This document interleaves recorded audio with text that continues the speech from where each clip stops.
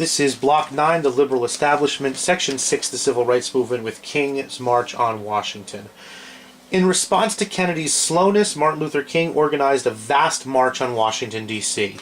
Between 200 and 300,000 people came to the National Mall in August of 1963.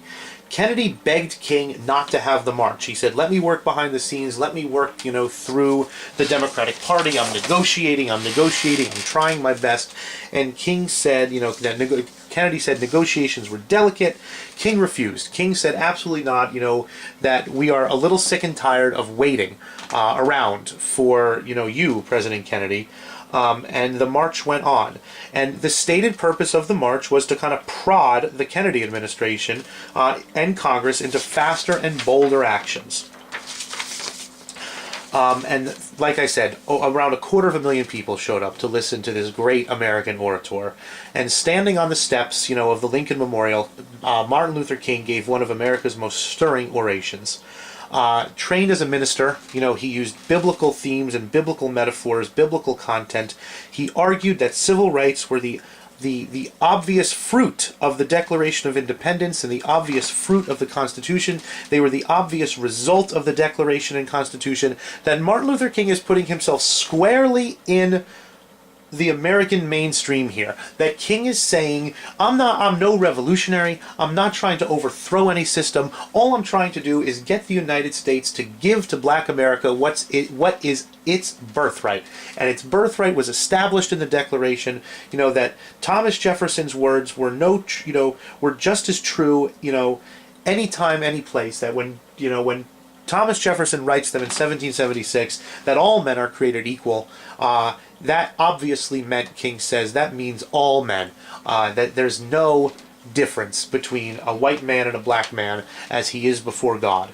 And he concluded, of course, his speech. He didn't conclude it with, but his most famous, words in the speech was the "I have a dream," and he said, and you're going to listen to it in class, and I'm not, I write it, but, King's words, don't need to, that they're best listened to, coming out of his mouth, that his children would not be judged by the fact that they were black. They would not be judged by the color of their skin, but they would be judged by what sort of people they were, on the content of their character. That they would be allowed, that his children would be allowed to rise or fall, to succeed or fail, to pursue their own happiness, to have their liberty in their life, simply dependent on who they were, and not on the color of their parents' skin or of their skin. It's an incredibly powerful oration. It is one of the most famous speeches in American history, that you have to put it up there, right with Lincoln's Gettysburg Address. But still, it did not make the negotiations in Congress with President Kennedy any easier. But it has maintained its position, as the Gettysburg Address has, as an appeal to the best of who we are.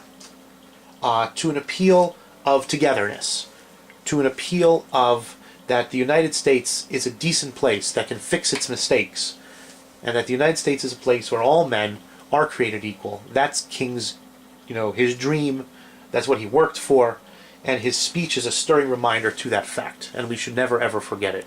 And by the time you watch this video, we probably will have done it in class, and I hope that you understand the power of King's words.